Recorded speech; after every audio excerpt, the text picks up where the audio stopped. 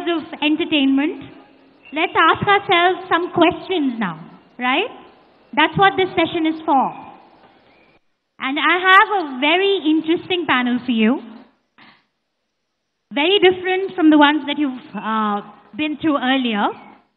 Can I invite Shantanu Deshpande, CEO and co-founder of the Bombay Shaving Company, please? And Vivek Prabhakar, co-founder of Chumbak. So we will begin by asking you all a question. How many in the audience want a good job after they graduate from school or college? Can I see a show of hands, please? I don't think the rest of them want a job. Okay. I would say 50-50. That looks like a... Okay. And how many of you want to start your own thing so that you can create jobs? Not bad. Very decent. I think it's a decent show of hands. Definitely. So that's what we are going to be talking about in this panel. How easy is it to give up a good job that you worked for your entire life and take on the path of entrepreneurship? And what is it that you need to know if you're starting out building your own company? So both Shantanu and Vivek here, can we stop with the whistles, please? Please.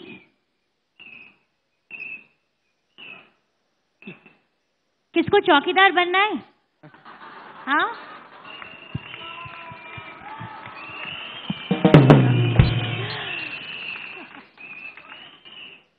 Anyway, all right. So Manoj and Vivek, sorry, Shantanu and Vivek, both of them started out with very good jobs, and then they decided to quit their job to start a company. Shantanu, let's begin with you. Sure. You worked your entire life to get this super cushy job at McKinsey. He got 100 percentile in CAT.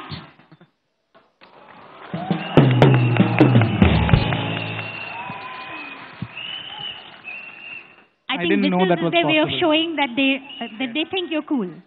Yeah. So, Unfortunately, there's no section in the CAT for whistleblowing, or it would have been cool. speak into the mic. It's on. Okay. All right. So, but 4.5 years after being one of the best performers at McKinsey, he quit to start a company called the Bombay Shaving Company. So, Shantanu, what was it that made you decide to quit this job that you'd worked for your entire life? You'd probably thought of yourself as a school management consultant, leading the good life, traveling the world, making the big bucks, and then to chart on this lonely journey of entrepreneurship. Yeah. So being at McKinsey was an exceptional experience, and it's a very privileged place to be. It's something that I worked for a good part. That's why I wrote CAT. I did my MBA from an IIM. I did all the things right to get a good job, and I was enjoying it over there. But see, the thing is, and you guys might agree or disagree, but there are typically 3 things in life that you want to do when you hang up your boots, right? Either you want to be really rich, or you want to be really powerful, or you want to be really famous and popular, or a combination of these 3 things. For me, I realized that for me, financial worth was a clear metric of how good a job I'm doing. It's not like I needed the money, but it's a metric of what kind of value I'm creating. And being in McKinsey or being in any job in India or anywhere in the world for 35 years doesn't take you beyond a very small ceiling. It doesn't. So his small ceiling is 200 crores. Yeah, I mean, you work for 40 years and you'll be worth 200 crores. It's not a lot. I mean, it's okay. It's not a lot. It's not a lot. I mean, it's not a lot. See, you guys are what? 20, 19, 18. At 18-year-old, you cannot say that 200 crores is a lot. You can't cap yourself. You can't want to be a cricketer and say, I'll play Ranji Trophy. You will want to become Sachin. Otherwise, it's not worth being a cricketer at all. Right? So for me, entrepreneurship was a way to move out of a comfortable job, and it being comfortable actually led to me moving out of it. I still hold the firm in exceptionally Did you high get bored regard. though? Did you get No, bored never. at McKinsey? No, never. So what was that moment when you decided that this is it, I'm going to quit?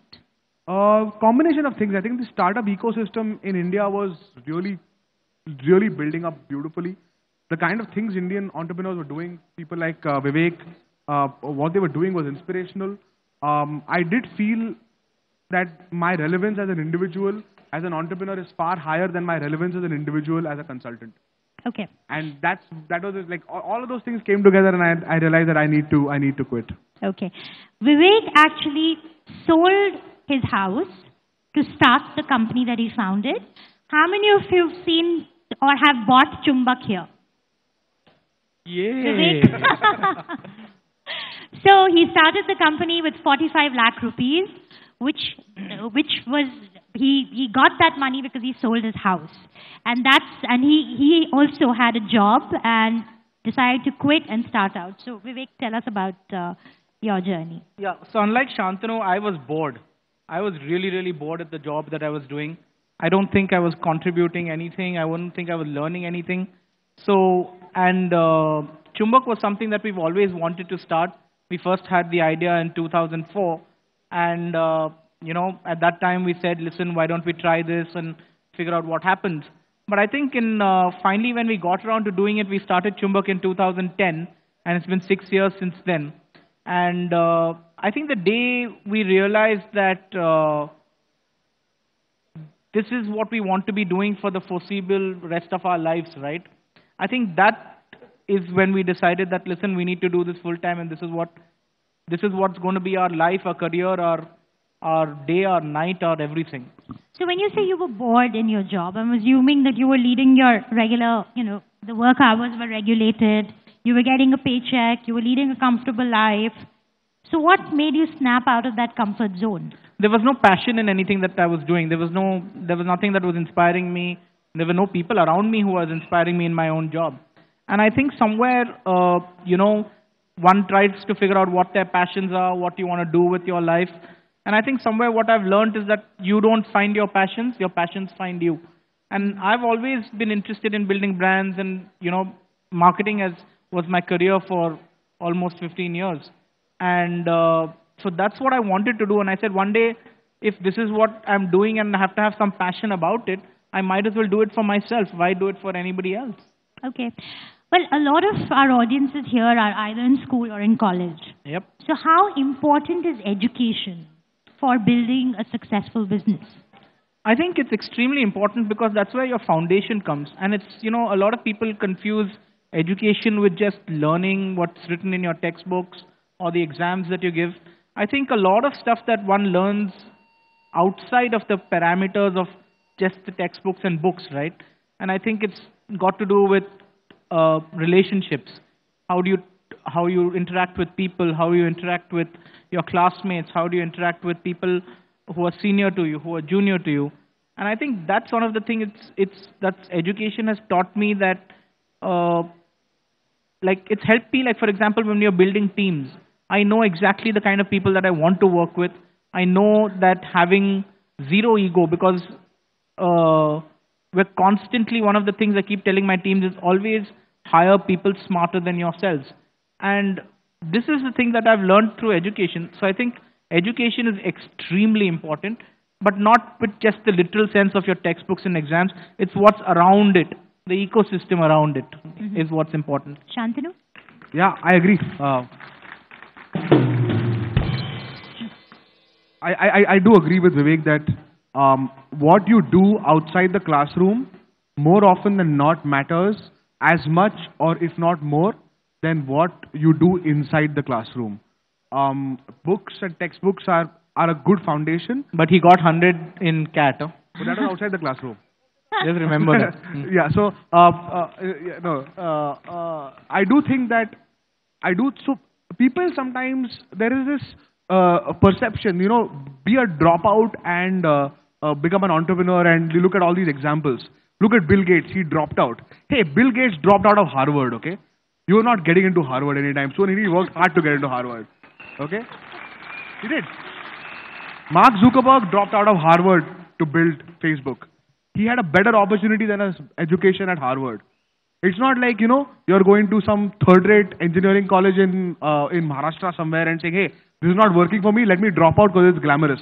Because that's not the way to be successful. Yes, you might have 1 in a million people who actually end up doing that.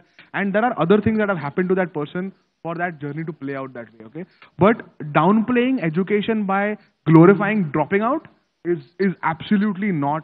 I personally am, I would be very careful if I was a student about that kind of a mindset, that it's okay to not be educated because it doesn't matter anyways. It does matter. And the thing is, how much it matters is very intangible. You will not realize it today. I now think back 10 years or 6 years or 5 years to my days at IIM or my days at engineering or even school, and I think, oh man, thank God that happened, because now that's the learning I actually got away from it. At that point, I didn't value it so much. Okay, Shantanu is only 29 years old, by the way. And he's raised some 5 crores already from 23 angel investors, which basically means you have to go out, pitch your idea, and convince 23 people to invest money in your company. And Vivek has had investors lining up, right? So, what are the personality traits that you think are unique to entrepreneurs? What is the mindset shift that you should make? What are the sacrifices that you should be willing to make? Because we only see the success side of it. We only see the glamour side of it. I know it does not go with the startup world right now, but it's true. As in, you read about these stories, these billion-dollar valuations almost overnight. But what happens behind? What's the journey like? I'll start that. I think one, to de-glamorize the entire entrepreneurship journey, right? I think being an entrepreneur is an extremely, extremely lonely job. You realize that there are very few people who you can talk to, and you can pour out your heart to and stuff like that. The other thing that what we've learned is that, on the other side of it, is that entrepreneurship is not at all glamorous. It's actually loads and loads of late nights, of no weekends, of not having time for your friends, for your family, all because you're insanely driven by wanting to achieve something. And it's actually extremely tiring as well. There's great parts of entrepreneurship also, because the kind of high that you get doing your own stuff, I get high even today when I see people using Chumbak products. And I think it's a balanced kind of thing. There are stuff that people don't talk about for every, literally 100 of companies that open up, there must be 70 or 80 that actually close down. That's right. And what if you don't see any success? Yeah, and that's fine, right? And I honestly always believe that having failed is better experience than not having tried at all. And in fact, some of the people that we hire are failed entrepreneurs because they know the journey. They know exactly what not to repeat the next time. Like Steve Jobs famously said, all the ideas that you didn't act upon end up as regrets. Yeah, that's right. Right. Shantanu? Yeah, so when I was starting out, one of the pieces of advice that one of my investors, in fact, gave me was sleep, friends, family, success. Choose any 3. So what did you choose? You cannot get all 4. You have to choose 3 and let 1 go. So either you let go of your sleep, or you let go of your friends, or your family, or success. You can't have all 4. Where's fitness in this? Very important. I don't know whether maybe, I don't know. This is an Indian version of the fitness one. I don't know, but it's actually that, right? Because you need to start saying all of my productive time and effort and blood and sweat needs to go into this one area. That's the focus that you're going to start creating as an entrepreneur, and it mentally exhausts you. It exhausts you because you have a business to run, you have employees to take care of, you have investors to answer, you have investors to get on board, you have customers who are unhappy. Everything piles up all the time. You sleep thinking about it, you wake up thinking about it, you try to sleep thinking about it, but you're not able to sleep. You don't get much sleep. You don't. This is not kajal, these are dark circles. Yeah. You don't. Of lack of sleep. And it's really, how much do you really sleep, hard. Every night? As in how many hours typically? An average of about 5.5 to 6. Yeah, same. 5.5 hours. Yeah. Okay. Today morning I had a meeting at 8 o'clock and I slept at 2:30 last night. So I got 4 hours last night, and now and I'm taking a flight in the evening and bunch of things. It's just that it's not about, see, stress or is not about the amount of work you have to do. It's about how much your mind is thinking about it when you're in the shower. That's the metric. कि जब तुम नहा रहे हो, so how much are you thinking about your business? And it's all the time. And it really weakens you. It physically weakens you. So especially in the initial days, entrepreneurship is not easy. It's far more glamorous to the outside world or someone who's not living it. But having lived it for like 1 year, it's not been a long time. It is at least 5 times more stressful than a Monday to Friday job. Even though my job was really stressful by normal standards. Yeah, sorry, my job was really stressful by normal standards. But this is like far more. But it's fun. I mean, the fun is... So what's the best advice you ever got? Both of you. I think the biggest piece of advice I can give people is... No, you ever got. What's the best advice that you ever got? That I ever got? Yeah. Wow. Actually, I can take this. You could take. Yeah. I don't so get the much best advice. piece of advice that I got was, in fact, from a very close friend. And he said that you're going to spend 10 years of your most productive time in your life doing this. So just make sure you're not wasting a single moment. So every time, and that's one thing that I've always kept in my mind. And the distractions today are so many, my God, like the Facebook news feed, or you go onto Netflix and you start watching Narcos, or, you know, you are watching MasterChef Australia, or whatever. There's a bunch of things that are always something, and you need to like relax and all that, that's fine. But at any point in time, if you see yourself whiling away time, which I'm highly akin to do, I take a step back. And that piece of advice, I at least remember once a day. That was the best piece of advice that I've got. Now, Vivek, do you want to say something? No, I was trying to figure out if I haven't got much advice in my life. I think a lot of the people were like, ye nahi bikega, Chumbak as a concept may not work. What kind of name is Chumbak? I think we've got a lot of people who've tried to pull you down. And I think that's the funny part of the ecosystem that we work in, right? People talk about a glass ceiling. I mean, even if it's for women or for anybody like that, I don't think it's as much as someone stopping you from going up as much as people pulling you down. That's right. You know, I think somewhere we enjoy listening to people, failures, and we want stuff like that. That's more interesting than people who actually struggled and become successful. And rather, that's the problem, right? And I think, that's it. I mean, I have nothing. Okay. Any questions from the audiences? Okay. Can someone please give him a mic?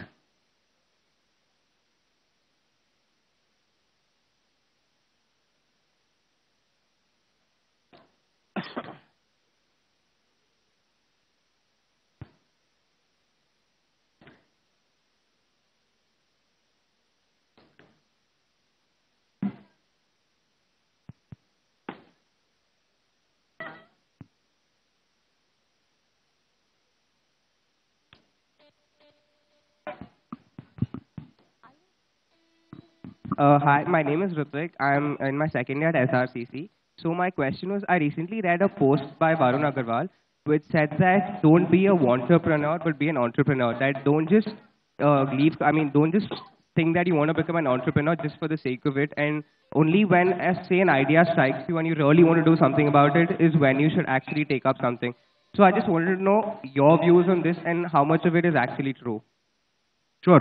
So, I was thinking about starting a company that makes shaving products and a men's grooming business for almost a year and a half before I actually did it. I was actually not wanting to become an entrepreneur for a long time because of a good job and like my comfort levels there. But I completely agree with your friend. I don't think you should become an entrepreneur for the sake of becoming an entrepreneur. Become an entrepreneur for motivations that are external to just the identity of who you are. Right? And those motivations could be different. For example, when Google was founded, the motivation for the founders of Google was, we want to organize all the information that's there out there.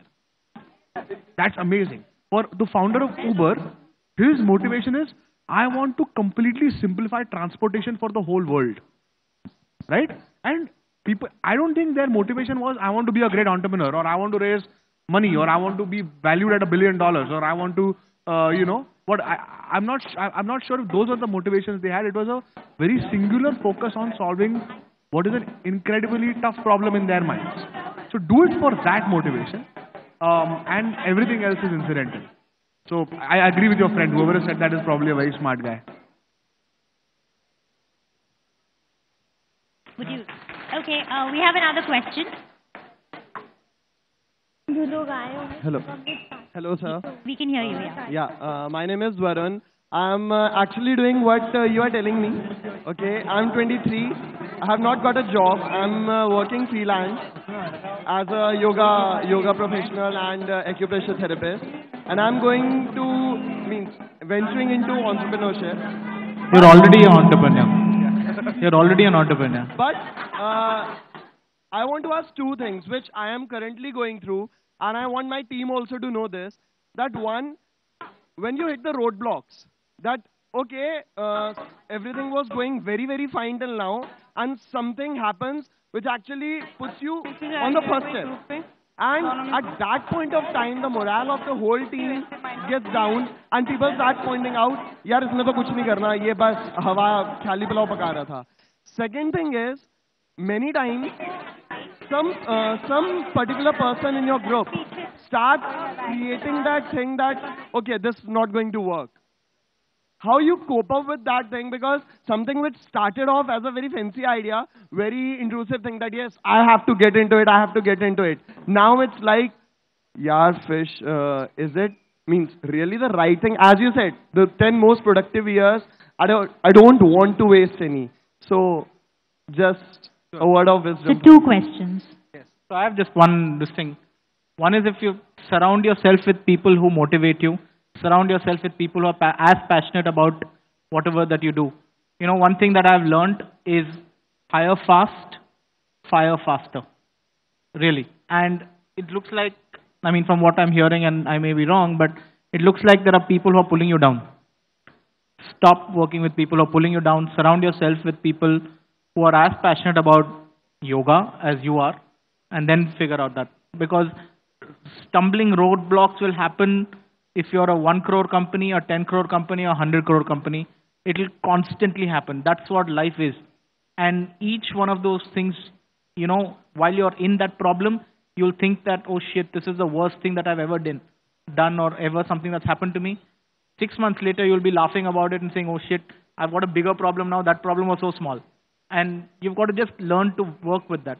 And just surround yourself with inspiring, passionate people. That's it. Yeah, I think sorry, just a quick check on that, right? You will need to, while that is true, always remember that you and your team need to have a common vision and a common answer. Okay? You and your friend who's disagreeing with you needs to say, ki, boss, this is the final goal. Now, I think we might achieve it by doing A. He might think that A is bullshit and you need to achieve it by doing B. Okay? As long as both of you want to do the same thing, please don't make it personal, because you will, in fact, it's important for people to disagree with you. It is. And you are often going to make mistakes, and you're going to need your team to stop you from making mistakes. Otherwise, it's a ball of snow that's going to just become bigger and bigger if you just have people who say yes to you all the time. But if you feel there is someone who's randomly complaining, not solution oriented, does not share the vision, brings you down, as he's saying, right? Just let them go, because they will do more harm to you than good. Okay. So that means we shall continue on the journey thinking that, yes, these are the 10 most productive years, and we have to get it no matter what someone who is not that much passionate about it is thinking for it. But don't confuse passion with, by the way, don't confuse passion with like being gung-ho. A person can be passionate and very quiet and disagreeing at the same time. Huh? So just get the concepts right in your head. You might be displaying your passion in a particular way. Someone else might be doing it in a very different way. So be more inclusive with your team and understand what your team wants to do. And like I said, if they share your vision, but they have a different approach to it, try and understand from them, ki, boss, why are you saying that? He might actually be saving your business if you are making a mistake right now. So just be careful. Thank you. Okay. Well, thank you so much. I think we've run out of time. It's time for our next session. Sure, thank you. But thank you for taking us. The audiences were wonderful. Thank you so much. No, I would just request our guests to kindly stay on the stage. We have with us Mr. Manoj Pandey, who is the director of SRM University, who would be coming and given a token of thanks.